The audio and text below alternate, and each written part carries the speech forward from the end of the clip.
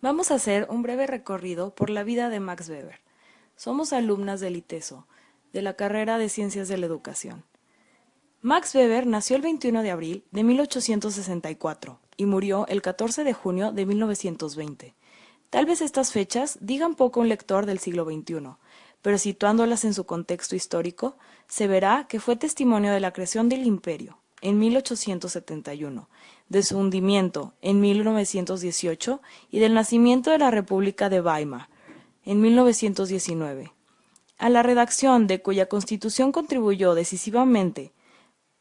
A lo largo de su vida, conoció dos guerras nacionales, de 1866 a 1870, una guerra mundial, de 1914 a 1918, y tres revoluciones, una en Rusia, de 1905 a 1917, y la otra en Alemania, en 1918.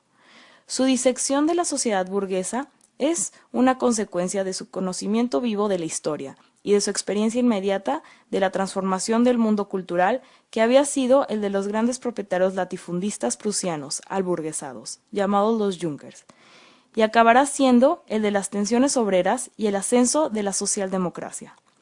Procedente de la burguesía intelectual liberal, hijo de un jurista y político destacado del Partido Liberal Nacional en la época de Bismarck, nació en el seno de una complicada familia de intelectuales y empresarios y formando en la brutal cárcel de hierro de la universidad de su época, que le provocó sus conocidas depresiones y una muerte prematura a los 56 años de edad. Weber es testimonio del análisis de la concentración industrial, concern, y de las consecuencias ideológicas de la modernidad económica que hereda tanto como una transforma radicalmente el viejo panorama ideológico protestante. Su análisis de la religión, de la política y de las formas de legitimización son indisociables del cambio que experimenta Alemania y casi Europa occidental entera, en 1864 y 1920.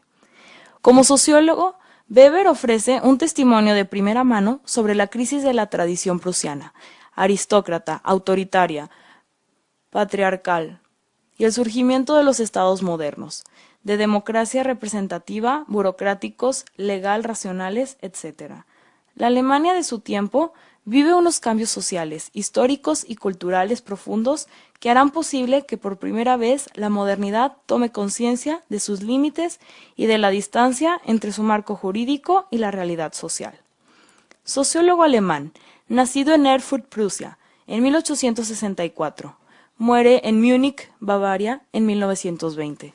Max Weber estudió en las universidades de Heidelberg, Berlín y Gotinga, interesándose especialmente por el derecho, la historia y la economía. Las primeras investigaciones de Max Weber versaron sobre los temas económicos, algunas de ellas realizadas por cuenta de los intelectuales reformistas conocidos como socialistas de cátedra. Desde 1893 fue catedrático en varias universidades alemanas, fundamentales en Heidelberg. Salvo los años 1898 y 1906, en que, aquejado de fuertes depresiones, dejó la enseñanza para dedicarse a viajar y a investigar. En 1909 fundó la Asociación Sociológica Alemana. Fue un gran renovador de las ciencias sociales en varios aspectos, incluyendo la metodología, a diferencia de los precursores de la sociología. Weber comprendió que el método de estas disciplinas no podía ser una mera imitación de los empleados por las ciencias físicas y naturales, dado que en los asuntos sociales intervienen individuos con conciencia, voluntad e intenciones que es preciso comprender. Propuso el método de los tipos ideales, categorías subjetivas que describen la intencionalidad de los agentes sociales mediante casos extremos, puros y exentos de ambigüedad, aunque tales casos no se hayan dado nunca en la realidad. Weber puso así los fundamentos del método de trabajo de la sociología moderna y de todas las ciencias sociales, a base de construir modelos teóricos que centren el análisis y la discusión sobre conceptos rigurosos.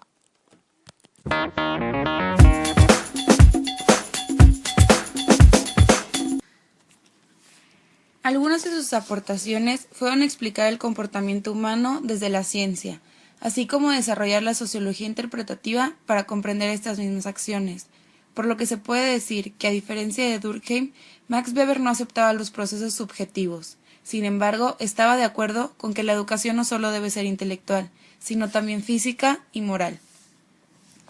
También hablaba sobre diferentes tipos de acciones, pues Max Weber buscaba interpretarla.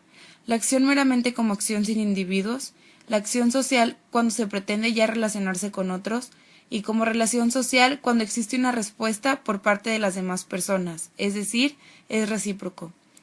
Para Weber, el campo de estudio de la sociología es la acción social del individuo.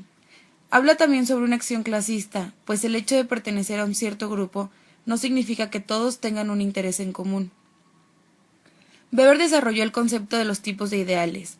Estos los ve como una construcción mental que se forma exagerando y acentuando uno o más rasgos de la vida observable, y también como un instrumento para analizar situaciones históricas o de problemas concretos.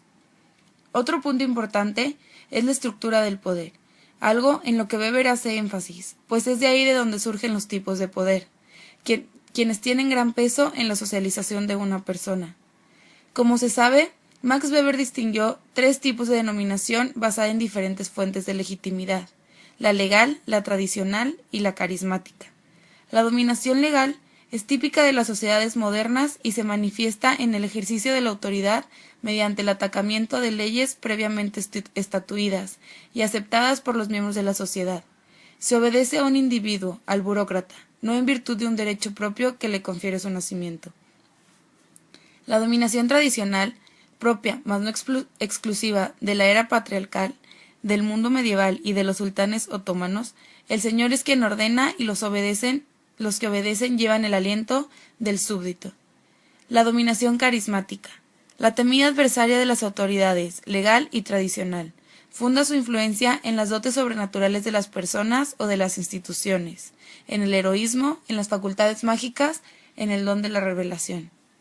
Como ocurre con las construcciones teóricas de Weber, la elaboración anterior es una construcción típico-ideal, que ayuda a orientar la observación de los hechos y de las situaciones concretas. La relación de poder que determina posiciones en el mercado o situaciones de clase ordenadas jerárquicamente se funda en las conductas de los actores, en el sentido que estos den a sus acciones, el cual depende a su vez de sus cualidades personales, de su competencia y de su propia constitución individual. Weber define la acción social cualquier tipo de proceder humano que significativamente se oriente por las acciones de otro, las cuales pueden ser presentes o esperadas como futuro. Se considera que produce el hecho social. Para Max Weber, la estratificación designa la forma en que se distribuye el poder en una comunidad. El poder significa la probabilidad de imponer la propia voluntad dentro de una relación social, aun contra toda resistencia y cualquiera que sea el fundamento de esa probabilidad. Para Weber, el poder puede ser de 3 distintos tipos: económico, social y político.